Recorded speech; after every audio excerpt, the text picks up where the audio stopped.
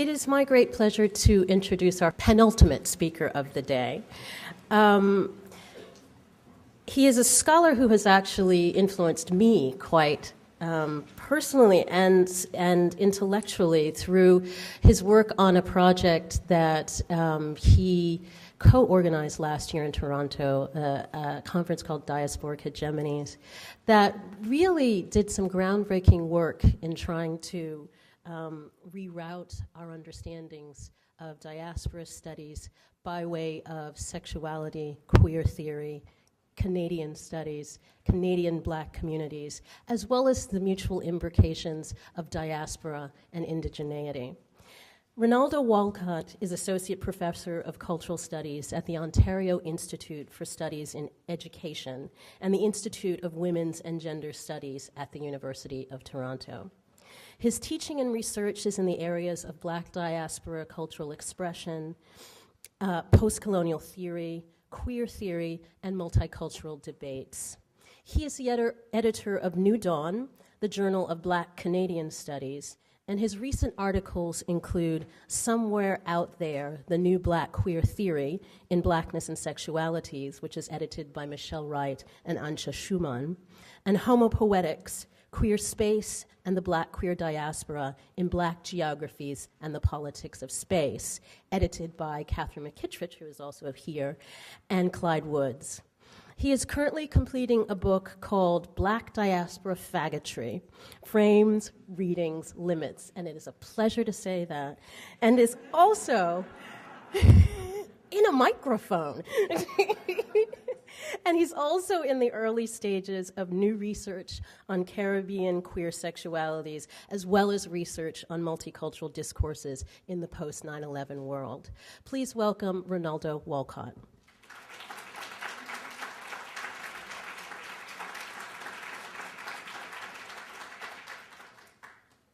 Thank you, Tina, and thanks to Tina and Saideh for inviting me to participate in this really amazing event. I'm extremely humbled by the invitation.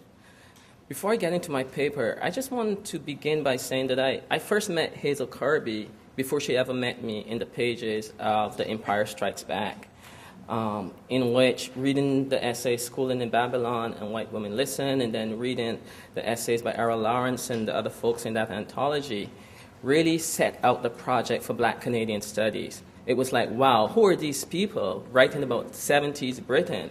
And everything they're writing about has to do with Black Canada. So everything that I do is derivative of Hazel. I'm just a derivative. So here's my derivative. What might human dignity and freedom look like for Black people, especially poor Black people, in the post-civil rights, post-independence, neoliberal moment of our times? How might we think about the states of freedom and unfreedom that currently organize all of human life under the present global terms of neoliberal economy and its culturally rhetorical disciplinary regimes? Recently, Shelby Steele declared Clarence Thomas, quote, the freest Black man in America, end quote. Steele tells readers of Canada's Global Mail newspaper that Thomas, and I quote, wears no mask at all. He's not a bargainer or a challenger. He's his own man. He has deep and profound convictions. You can take them or leave them, but he is unwavering. He is a rather heroic figure, end quote. Now, I'm always interested in the mask that Black men wear or don't wear. And more so, I'm interested in when we claim we're not wearing one. What might be at stake in such a claim? Let me say at the outset that for me, the history of Black masculinity is one in which masks play a fundamental and crucial role. The role of the mask is so primary to Black manhood that it obscures and covers over how Black men have been able to articulate our selfhood. For me, the various masks that Black men wear are congruent with the difficult history of the agency of Black masculine self-fashioning. As we all know, history is always in question when Black masculinity is in discussion. In recent months, Orlando Patterson's op-ed, the most recent one in the New York Times, Bill Cosby and Alvin Poussant's Come On People, On the Path from Victims to Victors, Shelby Steele and Clarence Thomas have all had something to say about black masculinity in the public sphere. In each case, a heterosexual black masculinity is assumed and always found wanting. These recent but not new critiques of black public masculinity assume not only heterosexuality, but they also assume a coherent masculinity as well. And in the above cases, the question of history is one that is interpreted as a set of social, economic, and political obstacles of the past that have been and or has to be overcome. The move from victim to victor, in the Cosby-Poussin phrase, is central to the narrative of coherency in the assumption of an impoverished black manhood in need of repair and rescue. And the unspoken is that a good dose of patriarchy would do it well. In this moment when black masculinity is being given such prominence in the mainstream media, it remains crucial then to think about its representation and the potential consequences for more radical politics, especially new sorts of solidarities. The representation of black masculinity as in need of repair and rescue is not merely internal to the U.S. conversation. It leaks across borders. Boston, Minister Eugene Rivers, the man who gave us black intellectuals in the age of crack, has met with Toronto municipal managers, including the mayor of the city. He has become the spiritual inspiration for a faith-based coalition of entirely men in Toronto who are active around issues related to gang and street crime, all marked as black male issues. On the other hand, the white elites of the same city have invited Shelby Steele to speak to them in their prestigious Grano Speaker series, a series that has hosted such luminaries as Gore Vidal, Christopher Hitchens, Camille Paglia, Bernard Lewis, Samuel Huntington, Ayan Irsay Ali, and one could go on and on, you get my drift. In many of these moments, I witnessed a certain kind of twinning of black North American imperial masculinity alongside the Islamo-hatred of Muslim masculinity in a post-9/11 world. I hope to briefly hint at such a twinning in my conclusion. The attempt to narrate and represent a coherent black masculinity in its singularity is in part what I want to respond to in this paper. But even more, I want to suggest that thinking about a range and variety of black manhoods and masculinities might provide analysts with a set of interesting refigurings of black manhood outside its spectacularizations that offer a lens for thinking differently about black manhood, and Hazel set up this project in Race Man. I am interested in highlighting modes of self-fashioning that allow for a reconstruction of black manhood from the place of incoherence and femininity, which might be best exemplified, or at the least typified, in recent representations of and by black trans cultures, but not exclusively so. In Michel de Certeau's The Writing of History, his discussion of the archive is particularly important to me. He both questions the turn to the archive of the performative law of the science of a regulatory history, and at the same time he offers the archive as, quote, the point of departure and the condition for a new history. De Certeau is after all motivated by a critique of professional history writing and its attempts to regulate its domain through scientizing it. In such a sense, the archive becomes an important terrain of struggles over knowledge making. Similarly, in Hayden White's critique of the desires to take history to the status of a science, its knowledge must reach for a certain kind of coherency. White ultimately suggests that when coherency achieves the qualities of art, as maybe in the autobiography of Equiano, writing has achieved a quality, history has achieved a quality that might make it a lasting endeavor.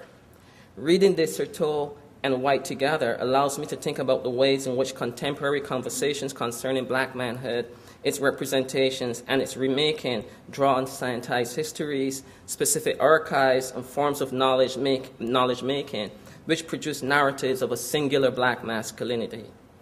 This singular black masculinity is then set up for repair within an ideological and political frame of neoliberal capitalism that assumes a narrative of progress, from a dreadful past to a victor present that can be individually driven. And I say to you, look at a film like Will Smith's most recent, The Pursuit of Happiness, is a good example of this. I hope to interrupt some of the lie of such a contemporary neoliberal project. In 2006, two kinds of black histories emerged in Toronto. Boston Eugene Rivers arrived to offer counsel on street crime, gun violence, negligent fathers, black fathers and mothers, and a faith-based program of racial straight talk and then racial uplift. At the same time, the artist ran Center, a space, opened an exhibition titled I Represent, in which 6 black artists engaged the question of identity politics as the impetus for their contributions to the show. Each of the artists, in different ways, drew on an archive and various coherent narratives of a singular black history to offer counter-responses to both a white art world and its critique of identity politics, and at the same time to complicate, extend, and articulate heterogeneous expressions of blackness as a political response and engagement with an assumed singular history. These artist engagements, as far as I know, did not have the opportunity to be entangled with Reverend Rivers' articulation of a coherent black history of victimhood which had been overcome by civil rights struggles and which were now being destroyed by numerous intra-black pathologies. I was intrigued by the ways in which both the black Canadian faith communities and the white political establishment greeted Reverend Rivers' call for black uplift, and especially his criticisms of contemporary forms of black manhood and womanhood. In my view, his criticism rendered both black men and black women queer in the sense of an abnormal heterosexuality, since non-heterosexual identities were not even on the table. In that moment, I was interested in what kinds of other narratives existed for holding open the possibility of a black queer heterosexuality alongside questions of non-heterosexual identities and practices as well. Rivers' many criticisms of black men and women provided me the opportunity to think this situation more clearly as both a question of history and a question of our contemporary moment. Both Desserteau and Hayden White point to history writing as always about our present. Thus, when I first saw Cyrus Ware's Ken, I'm confused, I can't remember his name. Ken, thank you. Thus, when I first saw Cyrus Ware's self-portrait number 5 with cotton balls, which I will show you in a second, in the I Represent show, I was struck by the way in which he had manipulative in a good way, dragged the present into historical time. The force of the painting's contemporary statement reaches into what often passed as a coherent history and thus places the portrait's narrative in a space-time context of debates concerning history, queerness, femininity, masculinity, and trans politics.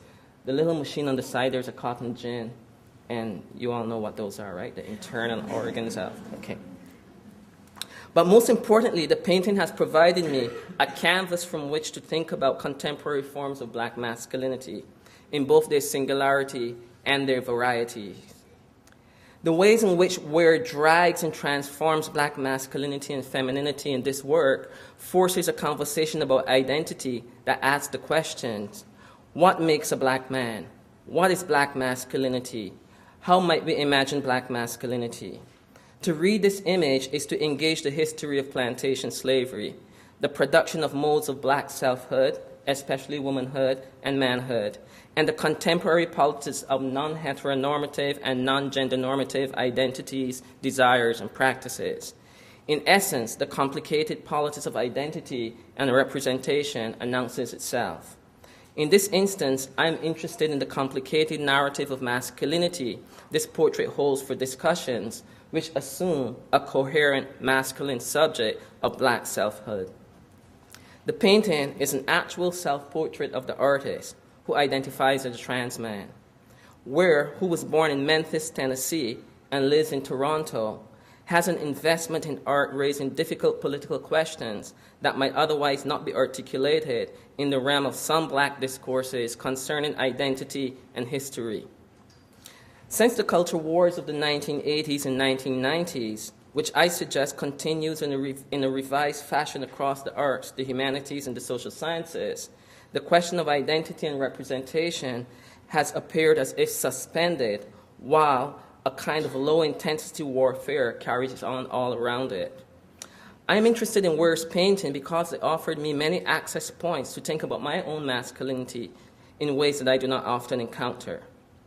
Few black artists, and we can name them, few black artists offer representations of black masculinity that requires viewers to step back into history as a means not for explanation, but as a kind of truth of black masculinity's queer foundations.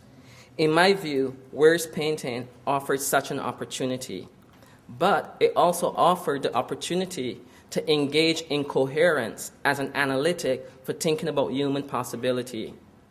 Before I say more about incoherence and develop it further, let me say something about representation and its politics, en route to saying something about art, artists, and artist intellectuals.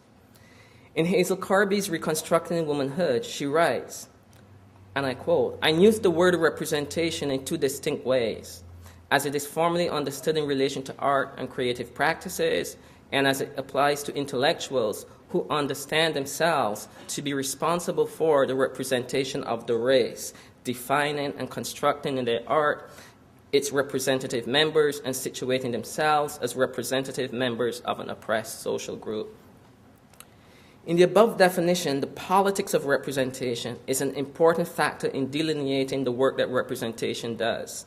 The image of Ware works to unleash a different kind of representation in its challenge to normative black histories, which find queer selfhood to be a kind of difficult knowledge that must be rendered outside of representation. As the late art historian Craig Owens would put it, the kind of representation interested in here is more concerned with what is concealed than what is revealed.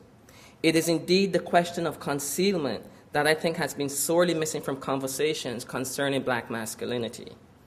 Carby's text explicates how concealment or absence works in her readings of, for instance, Frances Helen Watkins Harper, as producing fiction that worked as, quote, a political weapon to forge a different and more nuanced intellectual and moral contestation of commercial interest in racism. In that instance, Carby reads for how the mulatto figure allows for many absences to take up political space, in the mulatto's figure's ability to move across at least two worlds, illuminating both differently and similarly as well, in effect, binding them together. Similarly, Mantia Diawara has read Isaac Julian's Looking for Langston in the context of absence as a means to unveil the ways in which the film works to articulate a new cinematic language of a black avant-garde, as well as a black perspective on modernity and postmodernity, through a black imaginary that concerns itself with freedom and liberty. In Diawara's view, it is concerns of liberty and freedom which makes the film, Looking for Langston, a transgressive film on a number of different fronts. As much as Looking for Langston might be read through the absent one, as Diawara names it, it is also a film about what appears on the screen, and that's a certain kind of twinning is evident. This twinning works in the ruins and mourning of representation's power to conceal and reveal simultaneously, and to make things even more queer, since twinning only involves two, it works to propose a third, new modes of representation. Ultimately proposing new representatives of the race, queer representatives of the race. The philosopher of New World Conditions, Sylvia Wynter, in the essay Rethinking Aesthetics, Notes Towards a Deciphering Practice, offers a reading of the now classic Jamaican film, The Harder They Come. In Wynter's reading of the film, she proposes what she calls a deciphering practice. By a deciphering practice, Wynter means to signal some rather important ways of reading and making sense of text so that we can move between and beyond the specifics of what she calls ethno-criticism as a critique of Gates and the Gatesian school, and into a reconstituted universalism proffered from the vantage point of the subaltern or the dispossessed. Thus for her, and I quote, a deciphering turn seeks to decipher what the process of rhetorical mystification does. It seeks to identify not what texts and their signifying practices can be interpreted to mean, but what they can be deciphered to do. And it also seeks to evaluate the illocutionary force and procedures with which they do what they do.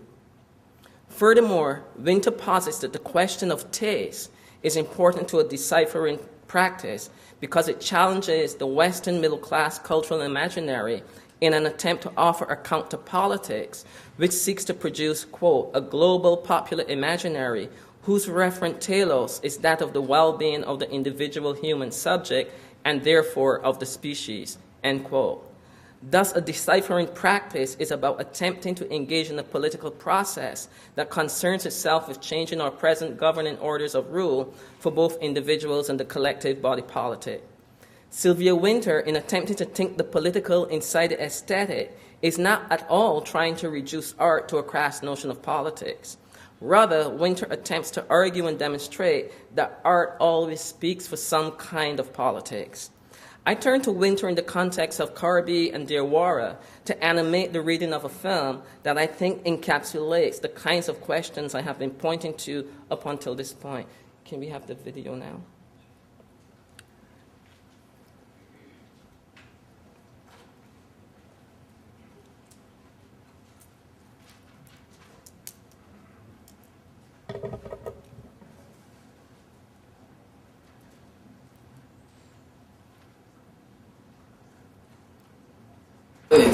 That's how you're gonna die.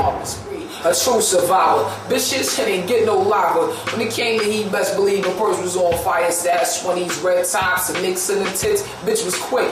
Any signs of these, she split, caught in the mix, couldn't see the end was on its way. Living fast, chasing cash, that's the price you pay.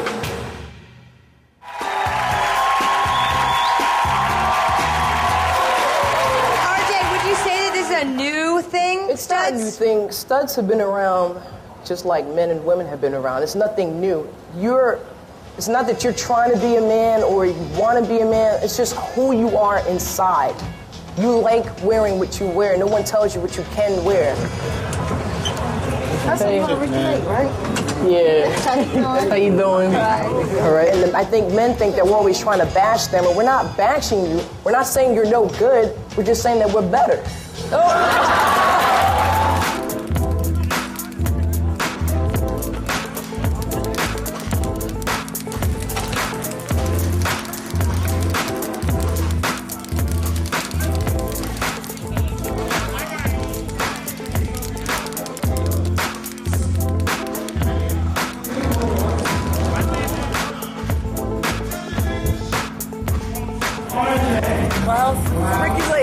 House of Ricky Lake. House of Ricky Lake.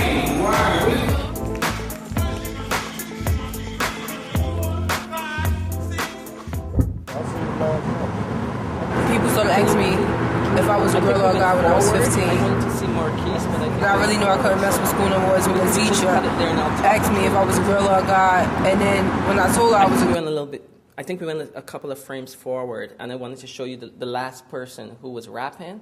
So, because that's the person that I have enough time to talk about. And so, I'm sorry about that, but we'll work it out. In the film The Aggressors, these issues come to the fore for me in important ways.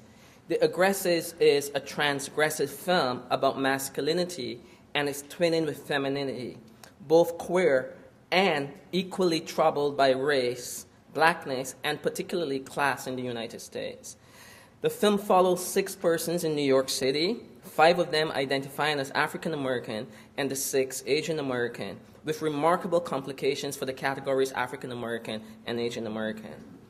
In my time today, I cannot offer any substantive detail of each of the 6, but it's important to know that each of them and their own uniqueness is what makes this film an important text. Thus, I'll focus on Marquise, the person you saw at the very little bit of rapping, the only person in the film to identify as transgendered, but as a transgendered lesbian who loves lesbian women, a complicated category that complicates both lesbian and trans for analysts of these politics and identities. I'm also interested in Marquise as a figure because this person's position in the film speaks back to the race men who I began with and their narratives of victim to victor, and thus the fallacies of those narratives. In short, the film can be read as one way to point to the incoherencies of our contemporary moment, especially masculine incoherencies. Significantly, these incoherencies do not have to be debilitating, but the incoherencies can point to the crises of neoliberal arrangements and its empty rhetoric of progress. Marquise is an interesting figure because it is clear that family relations are somewhat intact in the film. Marquise is involved with his mother, and I'm going to call him he. He's involved with his little brother, and Marquise appears to be in a healthy relationship with a woman. Significantly, Marquise also desires social mobility in the U.S., and thus sets out to try and achieve this by joining the army. At the same time, Marquise is not naive about the consequences of joining the army. He wants to provide for himself, his family, and his girlfriend.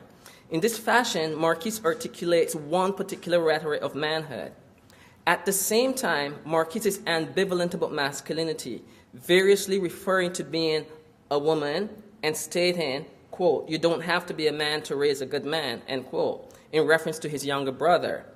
The latter statement is one that I repeatedly heard growing up in Barbados and Toronto from my mother and 9 sisters. Yet, by the end of The Aggressives, viewers learned that Marquise has gone AWOL from the army just prior to the U.S. invasion of Iraq. Marquise occupies numerous sites of incoherency. Marquise joins the army fully aware of the don't ask, don't tell rule, and thus joins as a transgendered lesbian who comes across like a man. At the same time, it is hoped that the 3 years of enlistment might pass without having to come into harm or death. Additionally, Marquise is aware of the larger geopolitics in which he is positioned in the U.S. Army when he suggests at one point in the film that he is a pawn in a larger game and he's just trying to get his by enlisting, since other avenues of social mobility were closed to him. The Army was his only insurance at this time, faulty as such an insurance is for limb and life. Thus, when Marquise goes AWOL in the eventful moment of the U.S. invasion of Iraq, Marquise makes a rather strong political statement about the limits that he would place on his black body. I want to suggest that Marquise's actions point to the ways in which poor black men have consistently dropped not out of social institutions, as the race men like Cosby and Steele constantly accuse them, but out of institutions, but they have dropped out of institutions for which they have little control over how those institutions and the institutional arrangements might work ultimately for them. Marquise's actions clearly articulate such a stance. The actions point to Marquise's contemporary on-freedom and his incoherence, as well as his attempts to rustle some kind of space for the expression of a possible practice of freedom. And I think the question that was posed to Lisa, I think that one of the things we have to do in this moment is to pose that question not as a narrative of liberation, but a narrative of how to think about our on freedom now. If we think about it as on freedom, we actually begin to see how the history of emancipation was one that was set up to fail our freedom, not others. In commenting on the body of scholarly literature that frames masculinity studies in its most progressive articulations, Deborah McDowell writes in Pecs and Recs that, quote, "Masculinity is incoherent, unstable, and in a state of utter convulsion." And she makes sense of bio-male-to-male discourses in the anthology Race and the Subject of Masculinities. The substantive and still growing body of literature in masculinity studies, especially studies of racialized men, is a field of study dominated by queer men. At the same time, these studies have largely been premised on an assumed biological maleness. It would be unfair to suggest that this bio-maleness is necessarily an exclusion, since trans politics did not throw up the kinds of questions necessary now in the wake of those earlier studies. And those studies are characterized by analytics that take seriously fluidity and plurality of masculinity. However, McDowell's comments resonate with theoretical positions in contemporary trans studies, which posit masculinity as incoherent also. Are you still with me? Okay. In contemporary trans studies, conceptions of masculinity are varied. In a sense, masculinity is theorized for its incoherence as a performance conditioned by myriad other performances, encounters, and interpolations. Central to the incoherency of masculinity in trans politics are the ways in which language fails and reaches its limits. The Aggressives dramatizes the limits and failures of language most certainly in the myriad of ways in which the persons in the film are describing promotional materials and the ways in which they describe themselves. For example, Marquise goes from being transgendered to being a transgendered lesbian to being a woman who likes lesbian women in the course of a few minutes in the film. Reading Bobby Noble and Judith Halberstam together as cogent commentators on trans politics, both of them point to the body as a source of recognition and misrecognition in its masculine performances. For example, Halberstam, writing about Brandon Teena, claims, and I quote, "This case itself hinges on the production of a counterfeit masculinity that, even though it depends on deceit and illegality, turns out to be more compelling, seductive, and convincing than the so-called real masculinities with which it competes," end quote. In a similar vein, I want to suggest that the persons in the aggressors highlight the trials of a poor black masculinity in a fashion that compels us to act in regard to the lives that neoliberal capital and its rhetorics of cultural conservatism make present in regards to disciplining black lives. What is most striking in the talk of our contemporary race men is that they seem to lack, or they are deliberately or they have deliberately ignored, and I believe it is the latter, the ways in which contemporary neoliberalism's managerial and surveillance practices have structured new regimes of unfreedom for black people. The ways in which these unfreedoms work for black men and black non-heterosexual and gender non-conforming men requires a kind of analysis that calls for more than signifying gestures of the Gatesian type. By this I mean that the persons in the aggressors are not merely some trope of orality or historical excess, but they are people grappling with how history and the present are intertwined to produce the moment that they must live. This moment is a damning one for poor black people, and it's a moment that is also characterized by the numerous contradictions of intensified global capital and its impacts, making some people, in Zygmunt Bauman's terms, wasted lives.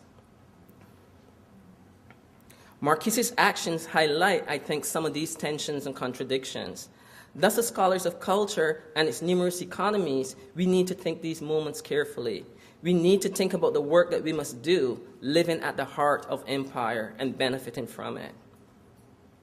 In a harsh or scathing critique of what he calls the signifiers, Philip Richards argues that elite black cultural critics whose, and I'm quoting him, black hustling style, end quote, has produced an entrepreneurial place and space for themselves must and should be implicated in the kinds of conditions that the race men have been targeted. He notedly exempts from his critiques Hazel Carby, whom he describes as, and I quote, a politically sophisticated reader, in reference to Reconstructing Womanhood. Richards argues that these elites have been inept cultural leaders whose analyses can offer no meaningful explanations of the world we have inherited and presently reside in. Richards is adamant on providing a reading of cultural criticism that conforms to Winter's insights that both art and criticism is intended to do something, and that our task as cultural critics is to decipher what is intended. Such positions have been important for me as I struggle to articulate analyses of texts which might suggest how those texts might matter in their worldliness, to cite Edward Said.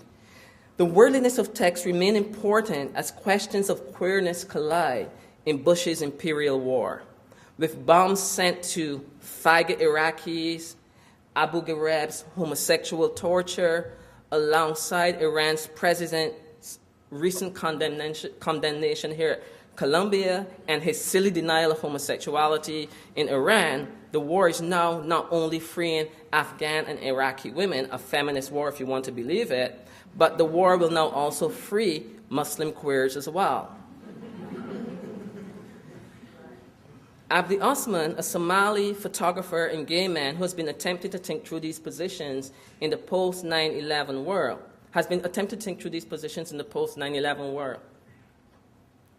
His self-portrait, Ken. His self-portrait asks some other questions about black masculinities in which the Muslim is singularly articulated as a brown body, obscuring and making invisible the black African Muslim body and its complicated histories of colonial entanglements across the Arab world and the West. Drawing on Fanon's controversial Veil essay, as well as influenced by Lyle Ashton Harris's engagements with Fanon, Osman dons the veil, which was the first image you saw, at the same time that he cites his Westernness and his Somaliness. His queer visuality is a complicating binding of overlapping colonialisms of Arab and Euro-American alongside the disappointments of post-colonial Africa. At the same time, his is a refusal to capitulate to recent discourses that would have us see the Muslim as only a brown and assumed heterosexual body. This is a contentious masculinity that embraces incoherence, begging us to tell a story that can and is always only contextual and indeed constantly shifting, but one also embedded in histories of the vernacular and the everyday. In essence, then, it calls for a politics and ethics that refuses certain kinds of advanced knowledge in favor of one that requires encounter.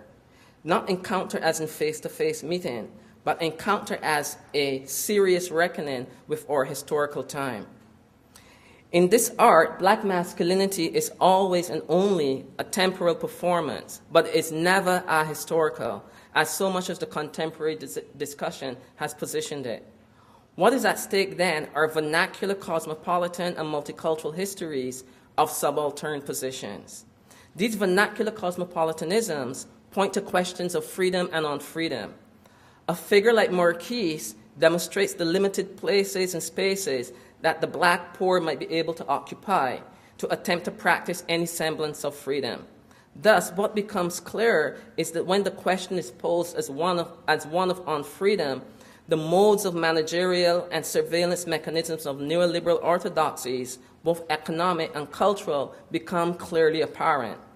The race men, comfortably ensconced in those conditions, can only offer insult and retribution, but no discourse of a more hopeful future. Instead, they must engage the throwaway or the wasted populations of our time as if those populations deliberately produced themselves. Artists like Ware, Osman, and others offer us representations as a refusal of such wishes and desires. In other work, I have suggested that Audre Lorde might be positioned as both an actual and symbolic figure of a black queer theory in politics that keeps feminist questions central to the ways in which modernity's categories of the human might be used against its relentless unfolding of violences. I now want to add to such a claim Hazel Carby's insights, which point to the exhaustion and the limits of Europeans' modernity's categories of the human. In Carby's work, the exhaustion is not cause for defeat, but it is indeed a new opening up and opening out of the category of the human, meant to recuperate a different kind of planetary life. What Winter terms new forms of human life are glimpsable in the practices and persons I have been discussing above. These new forms of human life refuse neoliberal meta and micro practices and structures of managerialism and surveillance in the ways that many of the contemporary figures of the post-civil rights failures can neither see, acknowledge, nor engage. If in one historical moment the empire strikes back, in this moment it is our intellectual and political task to confront the empire everywhere. Thank you. Connects back to the previous discussion in the conversation that you were trying to set up between what you define as unfreedom and what you define as the history of emancipation as engineered to fail. And at the same time, I feel like your emphasis on the incoherence of masculinity and within the trans project, within trans politics, is focused on the visual.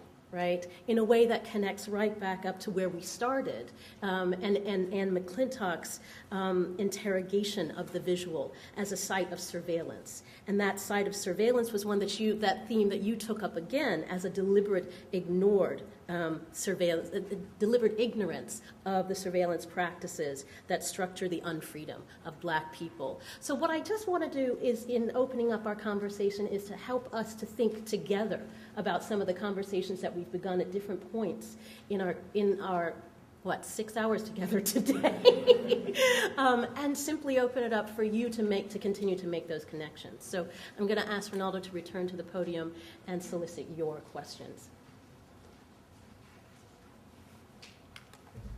No questions. I can just...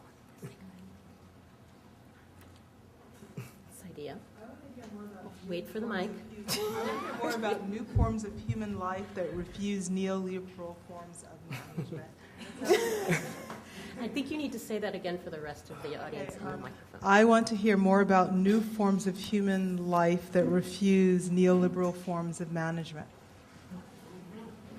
I want to go there.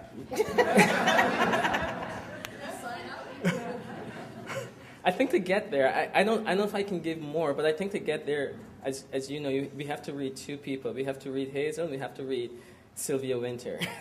I think those are the two people who get us there, because they have such a healthy engagement with the promise of modernity, as much as they have a healthy engagement with a quite radical critique of what it is that modernity, discourses of modernity cannot provide for us.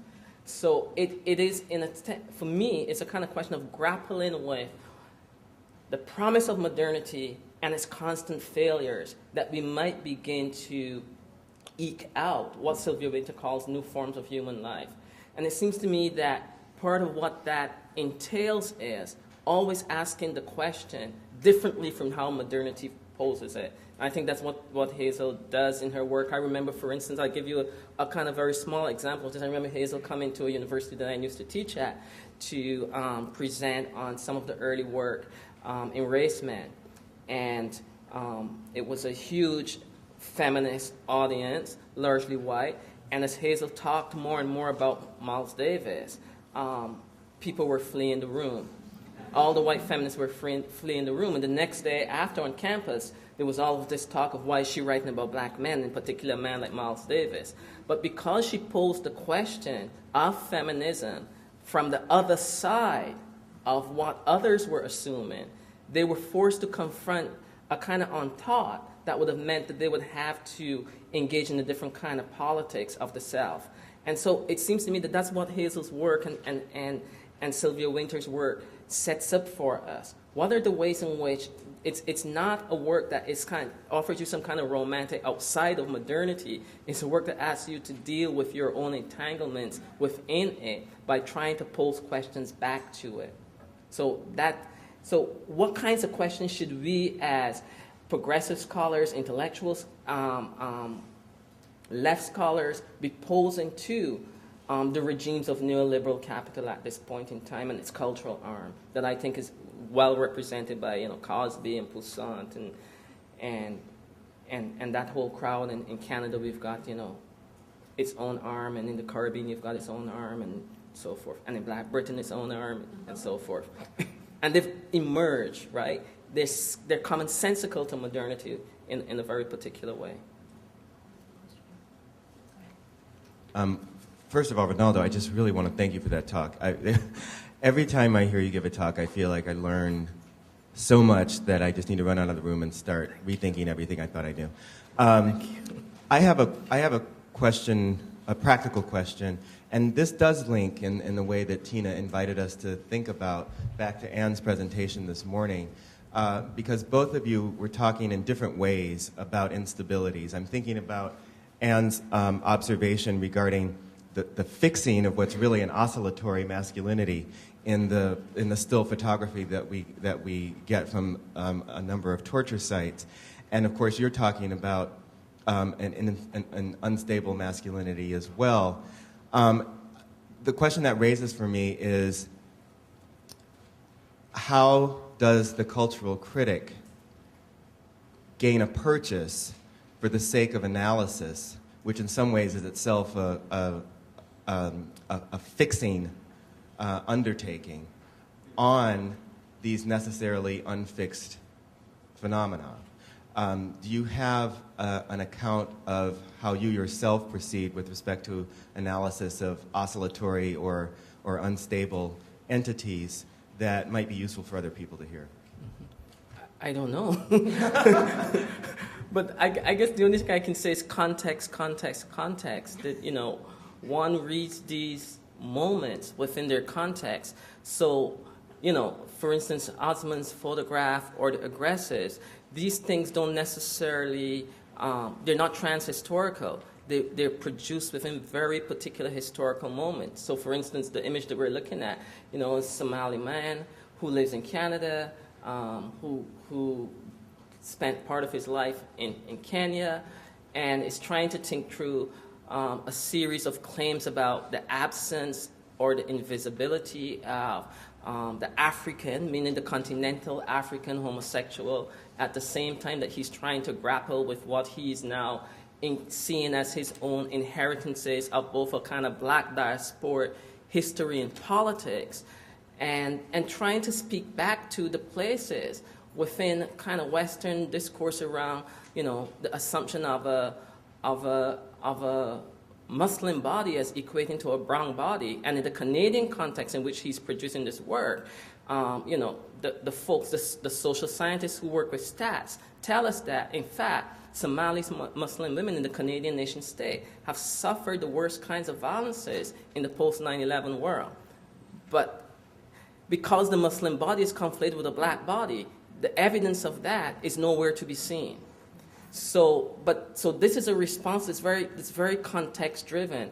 And when I encountered the Empire Strikes Back in my first encounters with Hazel's work and Paul Gilroy's work and Ara Lawrence's work, it was about, you know, that context, except that there were the kinds of questions they were asking about that context of 1970s Britain seemed to map so nicely onto 1980s Canada. So it's like, what, you know, but for me it's a kind of question of context. There's one question here and then there's two questions. Go ahead. No, go ahead. Go ahead.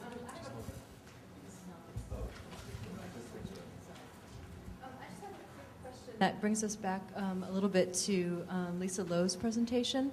I'm curious about the title of the film, The Aggressives, and I'm wondering also if you can say a little bit more about what that film is doing and how the title works, especially in relationship to this new idea of humanity that you're trying to articulate, and also, I mean, it reminded me very much of a similar, the title anyway, of another series of films that I show in a class that were based around beat culture in the 1950s, about their, you know, incredible aggressiveness and paradigm shifting or exploding. So I was curious about that and how you think that the kind of aggression or anger or that kind of affect fits into the kind of positivity and progressivism that you're trying to articulate.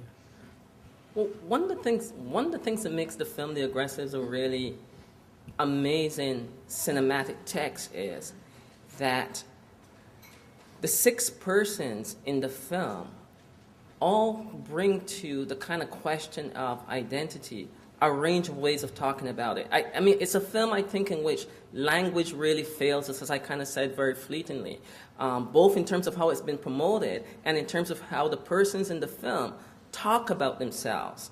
So on the one hand, sometimes in the film, there are these really uncomfortable moments where you seem to think that these persons are kind of reproducing a kind of normative discourse of what it means to be a man, what it means to be masculine, that is routed through a notion of aggression. But at the same time, there are a number of people in the film who describe themselves as femaggressive. So, you know, it unmoors the notion of aggression from merely, you know, a narrative of masculinity.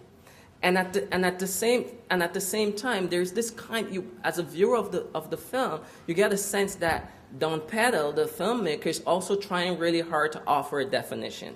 So as the film proceeds for 70 minutes, you get these intertexts where, that sets up these mini definitions within the film. So the film has this desire to pin down and to fix, but everything else that happens in the text unfixes and refuses to be pinned down.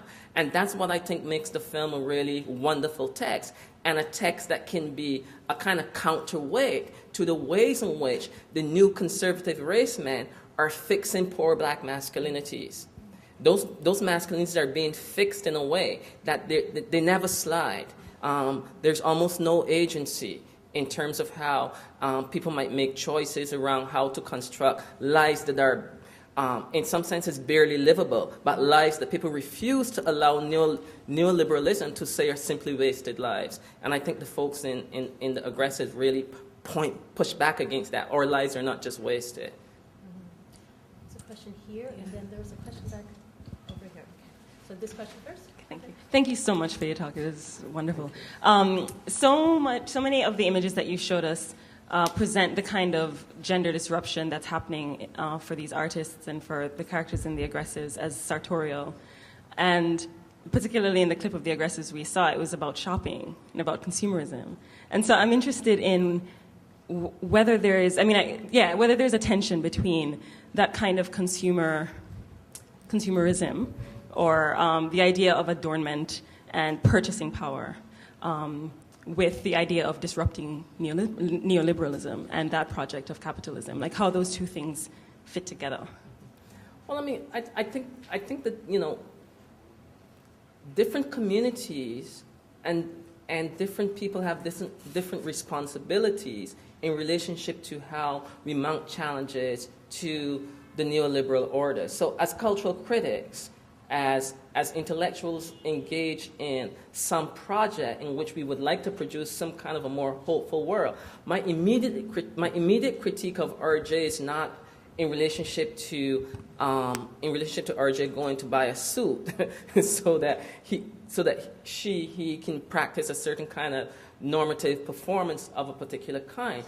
My own interest is what are the ways in which the kinds of positions that we're greeted with in this film are actually outside of market values and therefore force us to think differently about what it is that the narratives of neoliberalism that so many of us embrace, both consciously and unconsciously, can't allow us to think. So I think what we have in a text, in a cinematic text like this, is a confrontation with the work that we must do as intellectuals, it seems to me. To produce moments that are outside of market values. So when we exhaust modernity's categories of the human, we're beginning to move towards that work. It seems to me. Of course they're participating in the market, but none of us are not participating in the market. But the kind of question is, what is our task as scholars to think beyond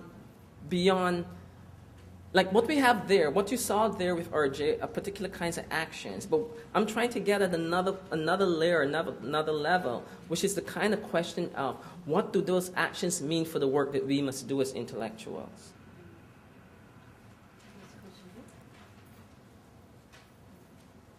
This is a complaint in the form of a congratulation. As I rode the subway this morning from Brooklyn, I was in a panic. That's because Tina said a while ago that this is the most obedient audience she's ever seen. And I want to explain to you why. Because I was in a panic because your emails to us had said, if you are late. As I rode the number 2 train, which would take me to 96th Street, and I would get to number 1, I kept looking. So I've been greatly relieved that you did not live up to that disciplinary because I did arrive a little late, and I was very relieved to find that I could still come in. But thank you for a very wonderful, celebration. My quick question: I was struck by your concept of queer heterosexuality, except that it then kind of dropped off, and I was kind of wondering if it had anything to do, as I suspect that it does, with what you then make of, especially the marquee and the kind of incoherency that you try to tease out of all of the different self-positionings. Mm-hmm. So what exactly do you mean is this? Because in the first instance, queer heterosexuality, as you described it, was a kind of masculinity displayed and inventoried, but absolutely without, homosexuality, without gay masculinity in it. That was your first point of entree. But then by the time you get to masculinity, in short, I'm asking, what exactly do you intend by this incredibly very suggestive concept? And I want to then ask, maybe in terms of your work in progress, what exactly is the project of faggotry that you outlined, that was announced as one of your, projects? And finally, I think I'm only going to remember one. Okay. It's okay. Actually, this is more for everybody, especially all the presentations. I think that the singularization of empire, it's a little troubling. And so I'm asking you, in terms of, the kinds of new subjectivities and identity that you're trying to map, how do you position this into a singularized empire, which, it seems to be a kind of replacement term for imperialisms of different, stages and different forms. So I'm a little troubled by that, especially by this incredible, influence of, Hart and Negri. Hart and Negri. I'll start with that part. Actually, as much as my notion of saying that we have to confront empire everywhere might smack of Hart and Negri, I'm actually more drawing on Neil Smith and his work in the Endgame of Globalization, in which he kind of talks about new and old imperialisms or overlapping colonialisms, in which we've still got the old colonialism of occupying territory and so forth, alongside the new colonialisms of capital transfer and speed of technologies, and the ways in which we need to think these things as constituting two moments, both in historical time and in contemporary time. So I'm actually more drawing on Neil Smith's articulations of that than Hart and Negri's, where, empire is almost everywhere, so therefore it's nowhere at all. And I think that there's certain kinds of things, at least in the post-9/11 world, that make some things clear. For instance, I think that if some of us as cultural critics could at one point kind of eschew and poo-poo notions of identity, well, identity is firmly back on the table. Like, Muslims are very clearly defined in this particular historical moment. So, we have to grapple with the kind of question of identity. So that's where I'm drawing from. So just to kind of respond to that quickly. But I want to say something, kind of extend the kind of thing about a queer Black heterosexuality. And I'm drawing really on the work of three people who have written quite persuasively around the ways in which Black womanhood plays itself out in the context of plantation, slavery, and slavery. Hazel, Angela Davis, and Kathy Cohen in that always anthologized essay, Bull Daggers. But what you see is, but what I think is really important for us to grapple with, and I'm thinking about this really in relationship to those people in the Black Atlantic diaspora in particular, who come through, that moment of transatlantic slavery, so who are descendants of that particular moment.